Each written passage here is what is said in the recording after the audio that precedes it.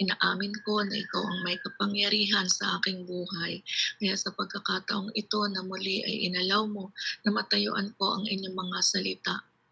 Inaamin ko rin po, Panginoon, na sa aming dila nakasalalay ang buhay at kamatayan, Panginoon.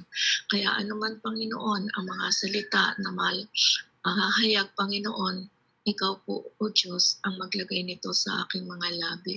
Maraming salamat po, Ama. Ito po ang aking panalangin. Amen and amen. Ayan. Nasa chapter 9 na po tayo ng Ecclesiastes. Parang kailan lang po tayo nag-umpisa. Ano po? Pero sa ganun pa man po, ang Ecclesiastes ay talagang tuloy-tuloy lang po at mapapansin natin na parang paulit-ulit lamang po yung kapahayagan ng mensaheng ito, no, na kung iisipin natin parang sa simula pa lang andoon na talaga yung pagpapahayag ng Panginoon yung tungkol sa pamumuhay ng tao dito sa daigdig, no. So umpisahan po natin ito doon sa verse 16 ng chapter 8. Magkakadugtong lang din po talaga ito, kaya kailangan natin umpisahan ito doon sa chapter 8 ng verse 16. Ayan. Sabi po doon, habang iniisip ko ang mga pangyayari sa daigdig, lalo akong naniniwalang kahit mag-isip ang tao araw-gabi, 17, hindi niya mauunawaan ang mga gawa ng Diyos. Kahit paano ang gawin niyang pag-iisip, hindi niya maunawaan. Maaaring ipalagay ng matalino na alam niya ang bagay na ito. Ngunit ang totoo'y wala siyang nalalaman. Amen? Pasok po tayo sa chapter 9, verse 1.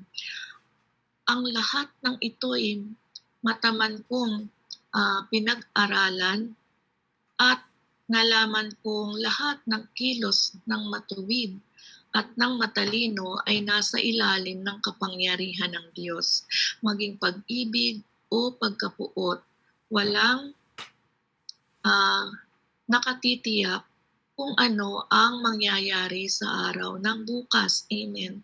Tunay naman talaga, mga kapatid, no? Sino ba naman sa atin ang nakasiguro na tayo ngayon ay magigising pa? Hindi po ba? Walang nakapagpahayag na tao na sabi nga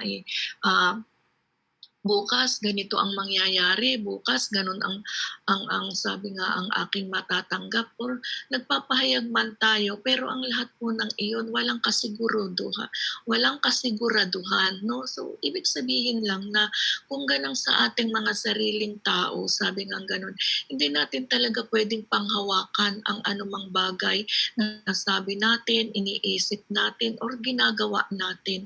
Di po ba? Wala po sa lahat ng iyan. Talagang ipinapahayag po dito sa verse 1 pa lang na talagang tanging nasa Diyos lang po lahat, mga kapatid, ang katotohanan. Amen? And sabi po sa verse 2, sabi doon, sabi dito, iisa ang kasasapitan ng lahat. Ang nangyayari sa matuwid ay nangyayari rin sa di matuwid. Ganoon din sa mabuti at masama, sa malinis at sa marumi, ayon sa kautusan, sa naghahandog at sa hindi naghahandog. Ang nangyayari nga sa mabuti ay nangyayari sa masama. Walang pagkakaiba ang nangyayari sa marunong, sabi doon, tumutupad sa pangako at sa sumisira sa pangako. Ibig sabihin lang po talaga sa verse 2 ay anuman talaga ang ating gawin ay talagang wala po tayong magpabalentong-balentong, tambling-tambling man tayo, mga kapatid, talagang mahayagang sinabi po dito sa mensaheng ito na walang kabuluhan ang lahat ng ito, no? Walang kabuluhan ang lahat ng ginagawa natin. Mapapaisip tayo, no? Bakit nga ba tayo nagpapatuloy pa, no, sa buhay na ito? Wala naman pala talaga tayong mapapala. Di po ba? Parang ito yung ipinapahayag dito sa verse 2, no po? At sabi nga po sa verse 3, sabi po doon, lang po Yung aking mata ay talagang medyo napakaganda. Purihin ang Diyos. Sabi po doon sa verse 3, ito nga ang isang di magandang nangyayari sa ibabaw ng lupa. Iisa ang kinasasapitan ng lahat. Habang ang tao'y nabubuhay, panay na kasamaan ang kanyang iniisip. At ang hantungan ay kamatayan. Purihin ang Panginoon.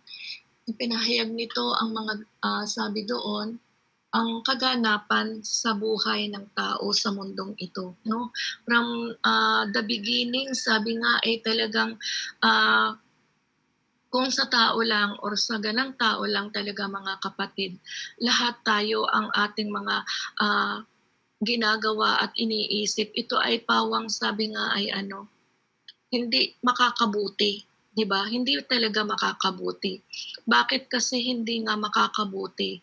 Kung ating ipagpapatuloy, ang sabi po doon sa verse 4, ngunit habang nabubuhay ang tao ay di siya dapat mawala ng pag-asa. Ayun ang sinabi doon. Ang asong buhay ay mas mainam kaysa patay na leon. So ibig sabihin lang po na talagang ang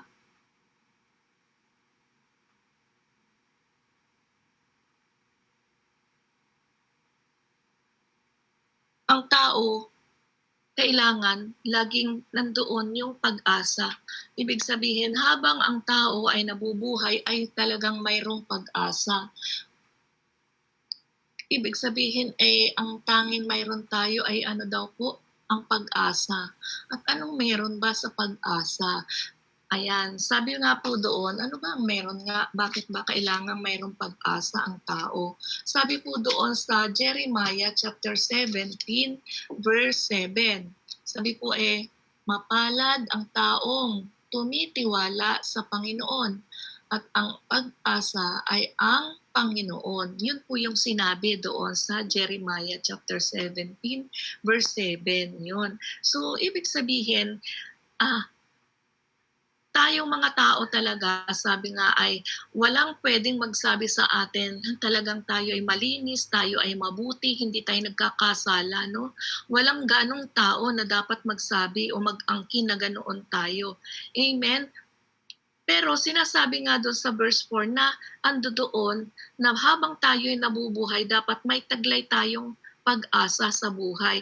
Kasi inihalimbawa po ito doon sa ang asong buhay ay mas mainam kaysa patay na leon.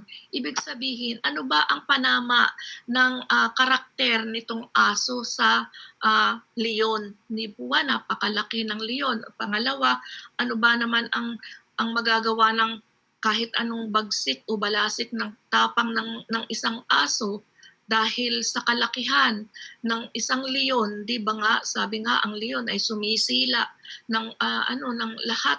Kumbaga, kumakain ng tao, 'di ba? Yun yung unang makikita natin sa karakter ng leon. Talagang sumisila ito ng buhay, ng lakas ng tao, kumakain, kinakain niya yung sabi nga pwede siyang kumain ng tao, 'di ba? Kaya nga anong panama nung aso na ang aso naman ay talagang sabi nga ay kakagating ka lang, 'di ba? So kung ganun pala, ibig sabihin mas mainam pa na ang taong sabi nga ay ang taong nabubuhay dito sa mundong ito ay mayroong sabi nga ay pag-asa. Ibig sabihin, ito ang pag-asang ito ay nagmumula lamang sa ating Panginoon. Kasi kung wala po pala tayong pag-asa, nabubuhay ba tayo ng ano dito? Ibig sabihin, napakalaking katanungan o question mark kung tayo ay nabubuhay sa mundong ito na wala lang, di ba? Anong mayroon sa ating buhay? Bakit tayo nabubuhay dito nang wala naman pala tayong pag-asa?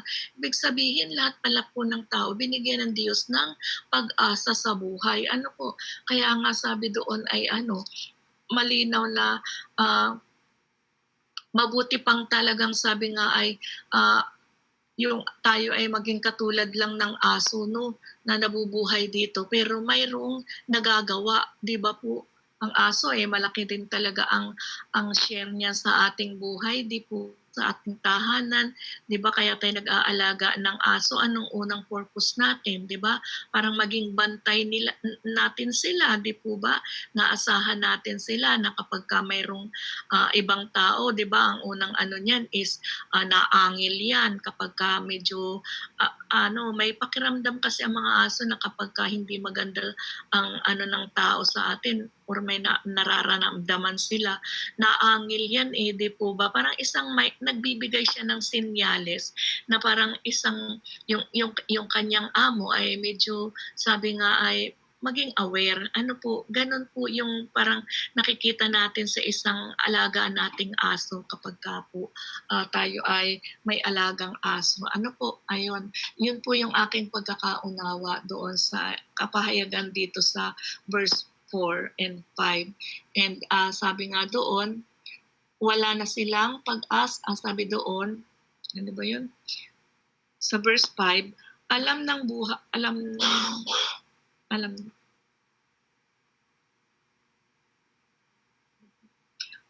ng buhay na siya'y mamamatay. Ngunit, alam ng buhay, sabi doon, alam ng buhay na siya'y mamamatay, ngunit ang patay ay walang anumang nalalaman.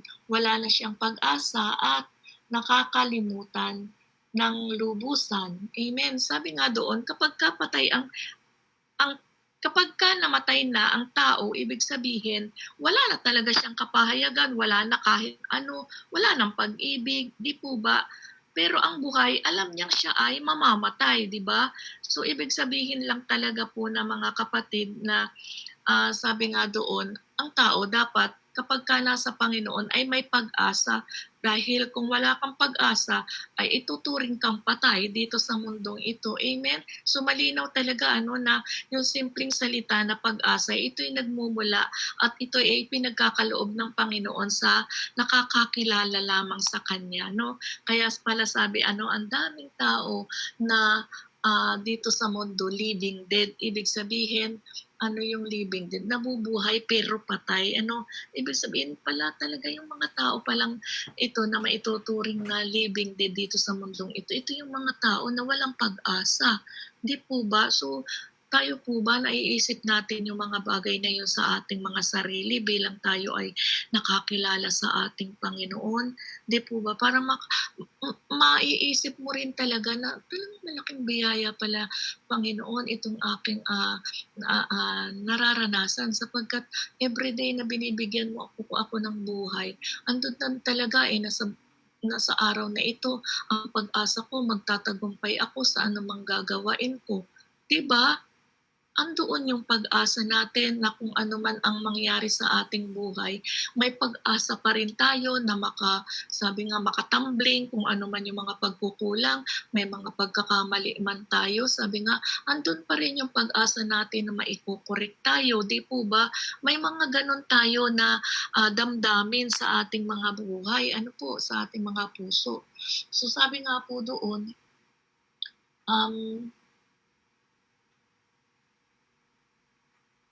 sa verse 7 and 6 na nga ba yun?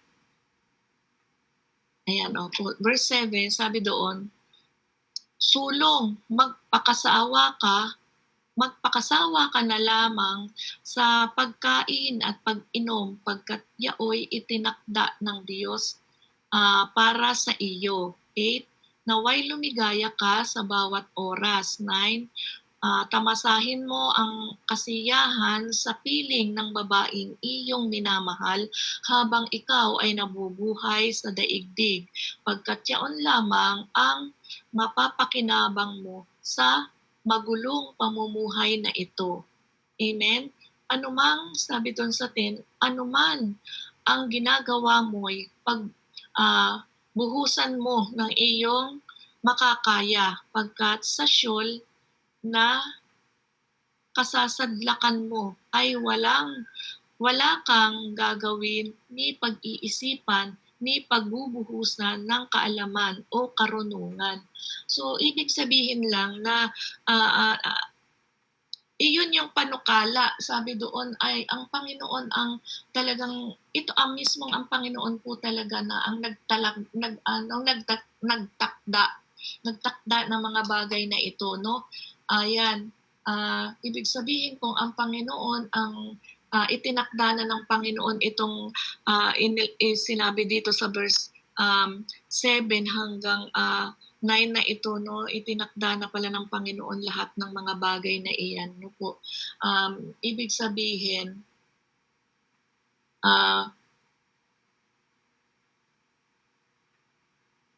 ayan. Ibig sabihin lang na talagang meron tayong mga sarili, sabi nga, decision sa buhay na binibigyan tayo ng Panginoon ng pagkakataon na piliin. Amen? Sapagkat kung ito lang mga bagay na ito na nahayag dito sa verse 7 and 9 na ito, ang ating pipiliin, ibig sabihin, nandito lang talaga tayo sa mundong ito. Ito lang yung buhay na alam natin sa mundong ito. Pero may sinabi ang Panginoon doon sa sa First Peter, sabi po doon sa First Peter chapter 2, ayan, basahin na nga lang po natin, no, para kahit paano naman ay medyo malinaw ang ating na pag-uusapan. Ayan. So, doon po sa First Peter chapter 2 ang sabi doon. Chapter 2, ano ba sabi doon? Chapter 2 verse 15. Sabi po doon, sapagkat ibig ng Diyos na pabulaanan ng inyong wastong pamumuhay ang sinasabi ng mga hangal dahil sa kanilang kamangmangan. 16. Kayo'y malaya, subalit ang kalaya ay huwag ninyong gagawing dahilan sa paggawa ng masama, kundi mamuhay kayo bilang mga alipin ng Diyos. 17.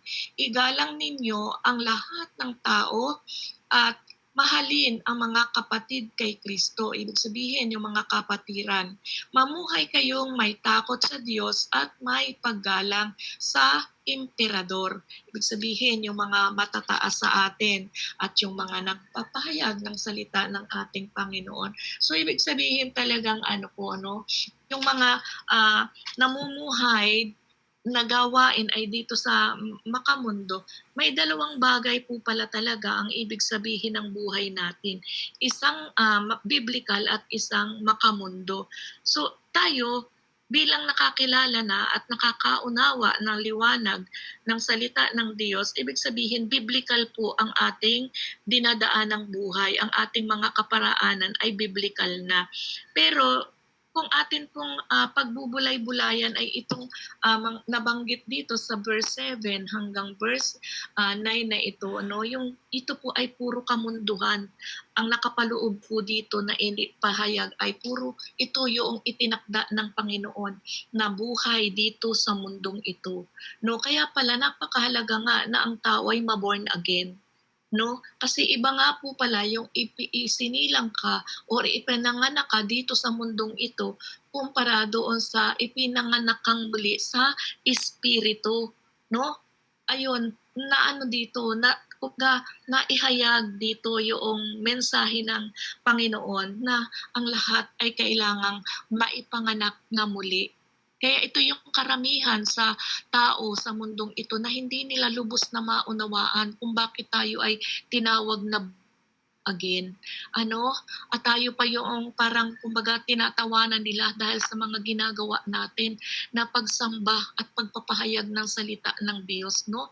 Kaya nga po doon sa pasimula pa lang ng binasa natin ay ang sinasabi nga po doon ay lahat ng tao ay mataman, sabi doon, kung pinag-aaralan at nalaman kung lahat ng kilos ng matuwid at ng matalino ay ginagawang sabi nga sila ang tama.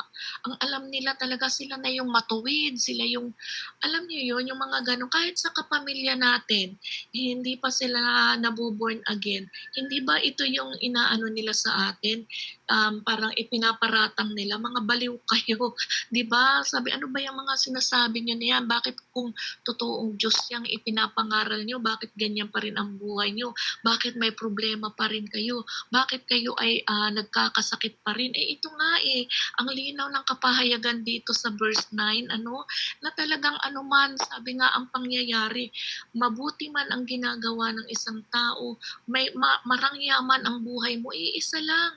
Sabi nga, iisa lang ang mga ano nito. Sabi nga, may hindi po ba napakalinaw talaga na kasama dito yung nangyaring sariwa pa lang talaga, yung nangyari nga na yun na trahedya doon sa Tarlac at sa airport, Terminal 1, no?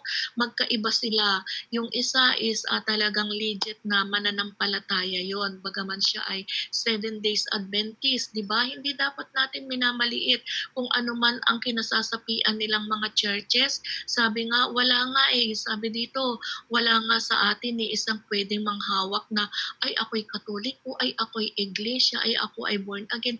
Hindi po natin. Bakit ang born again ba? Di ba gumagawa rin naman ng mga sumasablay na mga gawain, ang mga born again. Alam natin yan mga kapatid, di po ba? Pero sabi nga, ipinapakita yan sa mga karanasan natin sa buhay. Amen. Pero ang isang bagay doon na ano ba ang kaparaanan mo? Ito ba ay ang kaparaanan mo o ang hakbang mo ba ay ito'y makamundo o sabi nga ay humihingi ka ng karunungan sa ating Panginoon sa paglutas mo ng mga ganoong pangyayari or ng mga hinaharap mo ng mga suliranin mo na yan sa buhay, 'di ba po? So tayo bilang mga mananampalataya, yun, 'di ba? Tayo isipin natin yung mga worldly, laging yan kapag unang pagkapera na ang usapan ay 'di ba, instead na mangutang sila, manduduya na sila, mananamantala na sila do sa mga kaya nilang taong paikutin, o 'di ba? Magpapatubo sila, yung tubo patutubuan nila, hindi ba malinaw na pananamantala sa isang tao yan. Sabi nga ay yung born again, yung mga may takot sa Panginoon, hindi ba talagang tayo maninindigan tayo ay doon sa biyaya ng ating Panginoon, no? O manghiraman tayo, sabi nga nandun yung takot natin na Lord, manghihiraman ako pero hindi ko po alam kung paano ko to babayaran. Ang alam ko lang, Panginoon, is bibigyan mo ako ng kaparaanan kung paano ko ito maibabalik sa aking hiniraman. Hindi po ba ganyan yung ating mga inaasal doon sa ating labi kapag tayo ay nadating sa punto ng tayo'y kinukulang?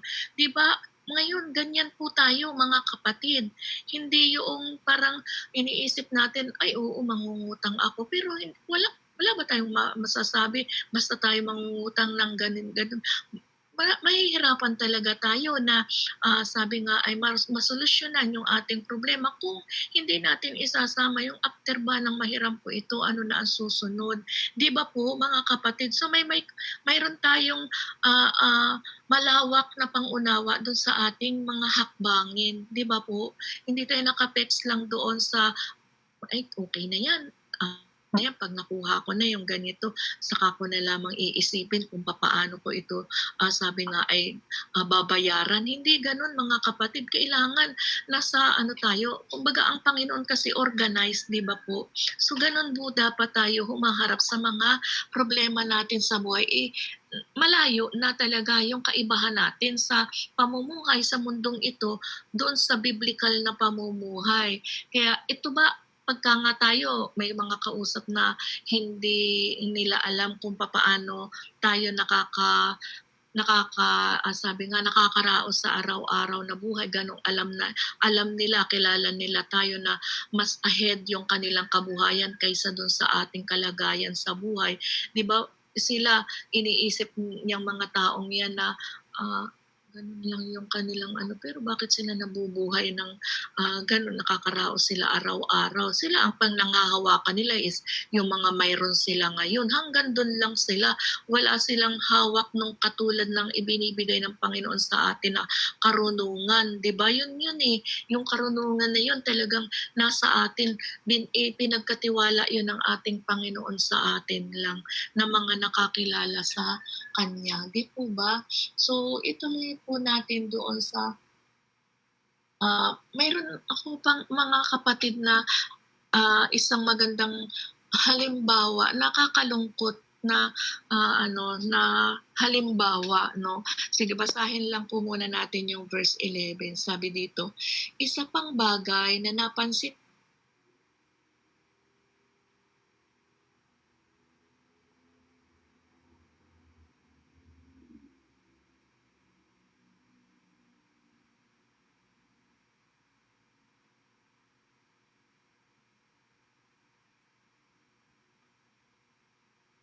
Nawala po sa akin.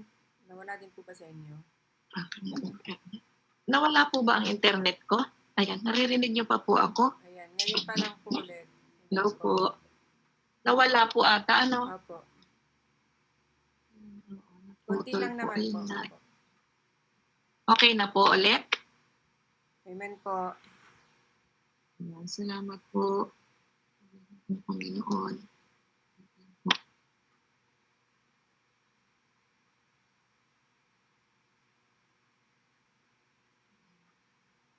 Ayan, okay na po. Naririnig po, Mama Annalyn? Yes po, Nay. Amen po. Ayan. Sige po, ayan. So, sabi nga po doon sa verse 11, isa pang bagay na napansin ko sa daigdig, ang mabilis ay di siyang laging nananalo sa takbuhan, ni ang malakas ay laging nagwawagi sa digmaan. Ang matalino ay di laging nakasusumpong ng kanyang kailangan at di lahat ng marunong ay yumayaman. Napapansin ko rin na di lahat ng may kakayahan ay nagtatagumpay, lahat ay dinaratnan ng malas.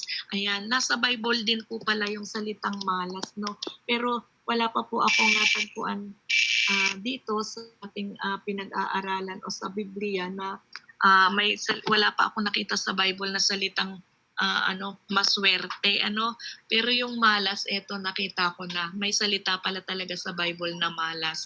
Ayan, so ito po ito po yung mga bagay na mga halimbawa ko dito is yung mayroon po akong dimalaw po kasi kami kahapon doon sa hipag ko, isang kwento lang po, dumalaw po ako doon sa hipag ko dahil birthday kahapon, May 18. So, napansin ko lang po na yung dating kapitbahay nila ay po yun, magandang bahay yun. Ang may-ari po noon ay seaman. Seaman, mag-asawa sila na napakaganda po ng bahay at wala po silang anak. Sila lang mag-asawa. So ito pong seaman sa madalit salita ay namatay. Bata pa po sila ay namatay na, nagkasakit na po sa barko. So ang natira na lang syempre is itong asawa. Ngayon po, kahapon naitanong ko, sabi ko, "Kuya, bakit po yung bahay parang walang tao?" Sabi, oo, wala ng tao diyan kasi namatay na." Sabi ko, namatay na rin po ba yung babae? Sabi, "Oo, nakakaawa nga kasi yung bahay na yan," sabi niya, "matapos nilang ipagandahin, namatay yung lalaki. Tapos nga, ito, siyempre hindi nagtagal ay nagkasakit naman ng breast cancer yung babae." Ay, ang babata pa nun, mga kapatid.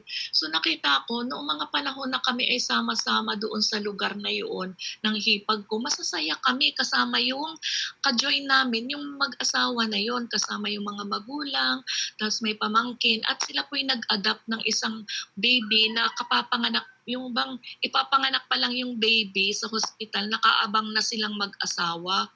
At paglabas ng baby ay talagang sasaluhin na nila at ipapangalan na agad sa kanilang mag-asawa.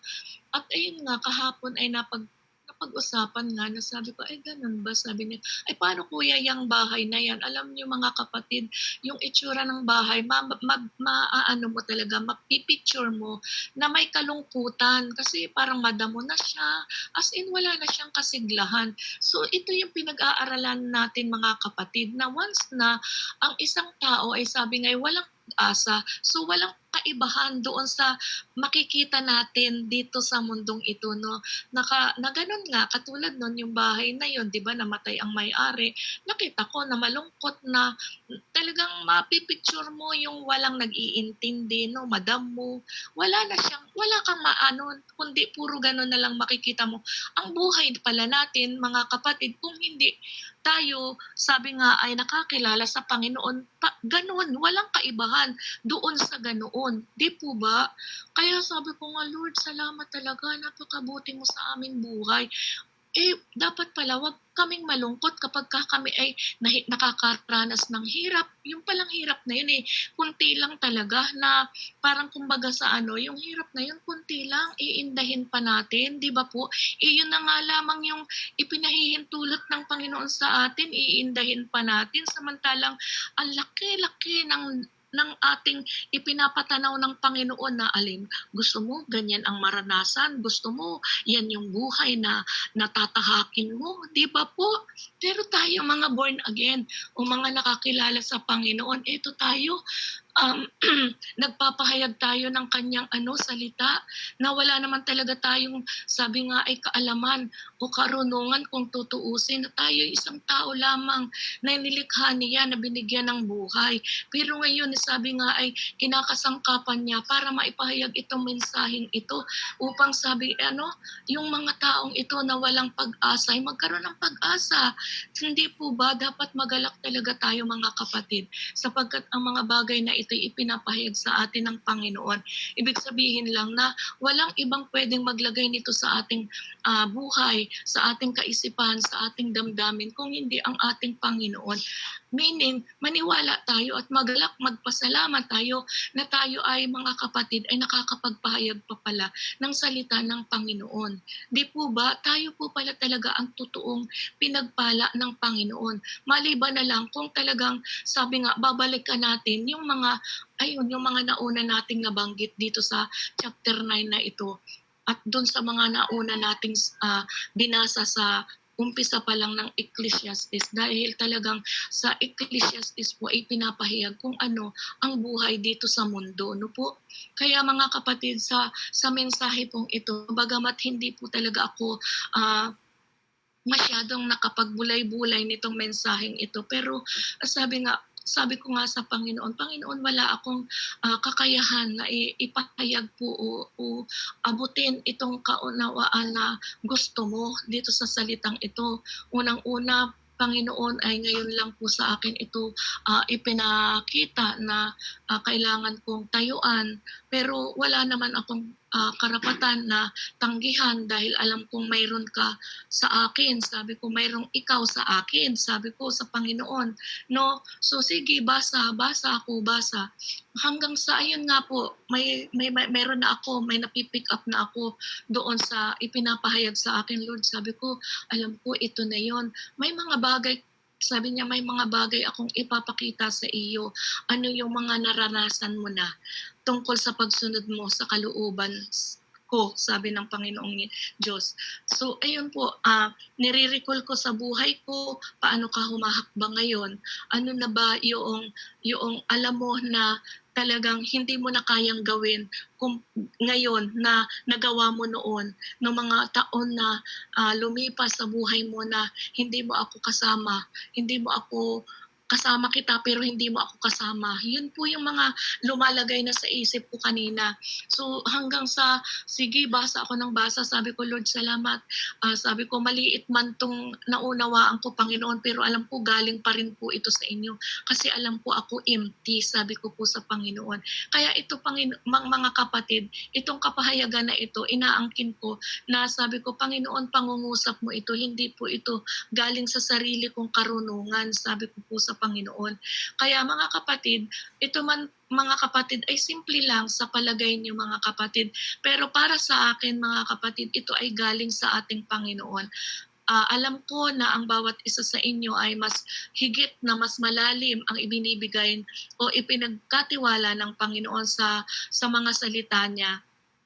Pero ako po ay tahasang sinasabi ko sa inyo na ang akin pong sinasabi dito ay sabi nga ay hindi po sa sarili kong karunungan, kung hindi ito po ay kapahayagan ng Panginoon sa aking kakayahan na ibinibigay ng Panginoon upang maipaabot kung ano po yung nais ng Panginoon sa atin, sa bawat isa sa atin, na maunawaan, no po. At ito ay maaring karagdagan lang doon sa inyong kaunawaan sa mensaheng ito, no po. Kaya sabi nga po dito sa verse ano na ba tayo? Verse 12, sabi po dito, hindi alam ng tao kung kailan ang kanyang takdang oras. Siya ay tulad ng isdang nasusukluban ng lambat at ibong nahuhuli sa bitag. Ang tao'y parang nahuhulog sa patibong sa biglang pagdating ng masamang pagkakataon. So, ibig sabihin talagang tayong mga tao, wala tayong kailangang pagtiwalaan sa ating mga sariling ginagawa. No, maliban na talagang sabi nga ang ating ginagawa ay ipinanalangin natin unang-una. Napakahalaga po talaga dito na itinuturo sa atin na anuman ang gagawin natin, lagi po nating isaalang-alang sa magagawa ng ating Panginoon at hindi doon sa sarili nating kagustuhan. Amen? Iyon po yung sinasabi ng ating Panginoon. Verse 13, sabi po dito, narito pa ang isang halimbawa ng pambihirang kaalaman na aking napansin at para sa aking katakataka. Mayroong isang maliit na bayan na kakaunti ang mamamayan. Kinubkob ito ng isang hari. Nagpahanda siya ng lahat ng kailangan sa pagsalakay. 15, nagkaroon na sa bayang yaon. Nagkataon na sa bayang yaon ay may isang mahirap ngunit matalinong tao na maaari sanang makaisip ng paraan upang mailigtas ang nasabing bayan. Ngunit isa may walang nakapansin sa taong yaon. Bakit kaya? Bakit walang nakapansin? Samantalang kung tutuusin, ang ibig sabihin dito ay iisa lang siyang tao na matalino doon sa bayan na iyon. Pero ni isa walang nakapansin doon sa taong matalinong iyon. Bakit? Anong mayroon? Diba? Sabi sa verse 16, ang sinasabi ko, makapangyarihan ang kaalaman kaysa lahat, ngunit ang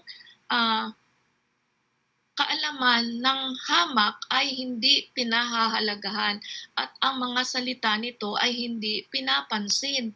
Ibig sabihin talaga mga kapatid, ang tinutukoy po dito ay tayo, yung mga tao na sabi ay namumuhay dito lamang sa kamunduhan, at tayo na mga namumuhay biblically, sabi nga, ay hindi talagang kapansin-pansin. Parang tayo pa yung pinapalagay nila na walang halaga ang mga ginagawa at sinasabi. Yun po yung ibig sabihin dito, no? At ipinapagkay nitong mga worldly people na ito na sila lamang ang may kapangyarihan dito sa mundong to, di ba? Dito bayan lang ang hinalimbawa doon sa kwento, no? Na na itong bayang ito, maliit na bayan lang ang sinabi, no? Pero may isang matalino. At sino yung matalinong tinutukoy dito? Yung matalinong iyon, ibig sabihin doon sa bayan na iyon ay hindi pinapansin. Baka ito yung tao na iyon ay born again, no? 'Di ba? Na siyang dapat lamang ay kung pakikinggan sana itong taong ito at pinansin nila ay maaring maligtas itong bayan na ito, no? Tayo, kung tayo lamang, sabi nga ganoon, yung ating ginagawa na ipahayag ang salita ng ating Panginoon at makita sa ating buhay yung ating ipinapahayag na salita ng ating Panginoon, pwede ba nga namang hindi magtagumpay ang bansang Pilipinas? Hindi po ba? Kasi iyan naman yung goal natin sa bansang Pilipinas. Ang lahat ng mamamayang Pilipino ay makakilala, lumuhod sa ating Panginoon, magbalik loob. Di po ba? Yan yung goal ng ating pagsamba sa ating Panginoon, mga kapatid na mga nakakilala sa Panginoon. Ay tayo po ba mga kapatid kapatid, ang isang tanong doon ay, tayo po ba'y kaisa doon? O tayo po ba ay sabi nga ay nakikiayon pa sa takbo ng ating mga neto dito sa bansang Pilipinas? Tayo po ba ay nasusuhulan pa?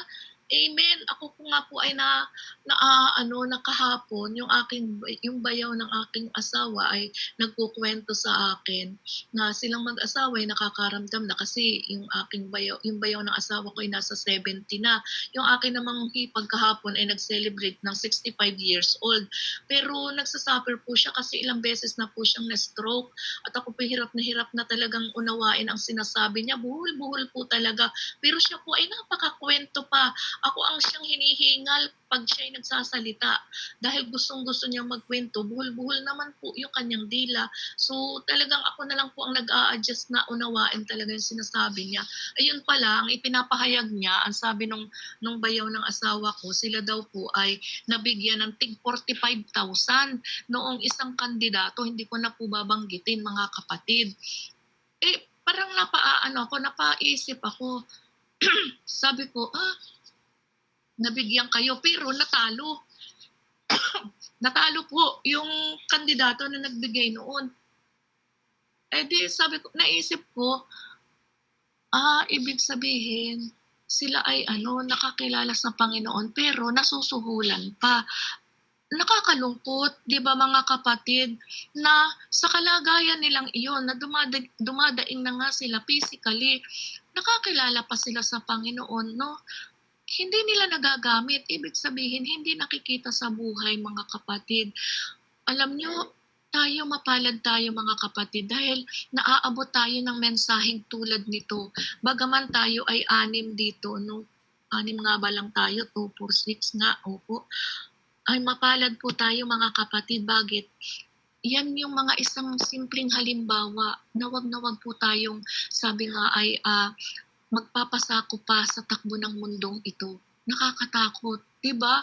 Nakita ko doon sa mag-asawa, dapat mabago na yung pananaw nila mga kapatid dahil sila ay kumbaga lampas na sila sa katanghalian yung buhay nila. Kung kanila po talagang hihilingin sa Panginoon yung sabi nga gusto ng Panginoon na kanilang buhay dito sa mundong ito ay napakaganda sana na sila ay mamuhay ng sila'y senior at bonus na.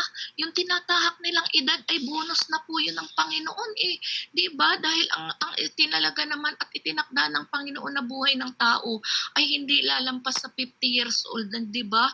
Diba ay sila sobra-sobra na mga kapatid. Hindi pa ba nila lubos maunawa na ang buhay nila ay talagang lubos-lubos na pagpapala na ang ibinibigay ng Panginoon? Di po ba?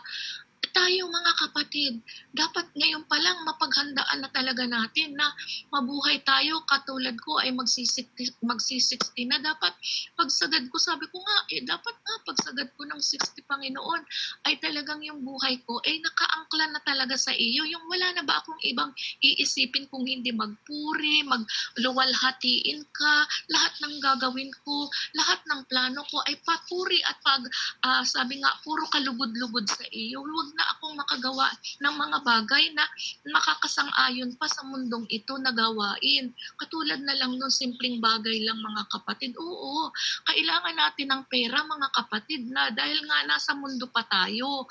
Pero yun nga ang sinasabi, maging matalino naman tayo na baka kung tayo ay tatanggap pa ng mga bagay na katulad nito na alam naman natin na daming tao na mas higit na nangangailangan sana nung halagang iyon. Hindi ba dapat kung yun man ay sabi nga ay tinanggap natin or hindi natin tinanggap, hindi ba dapat may kapangyarihan tayong sabihin doon sa nagbigay na kaya po kung itong halagang ito'y dalhin natin doon sa mga lugar o doon sa tao or sa hospital na mga talagang kailangan ng pera para sa kanilang sabi nga kaligtasan.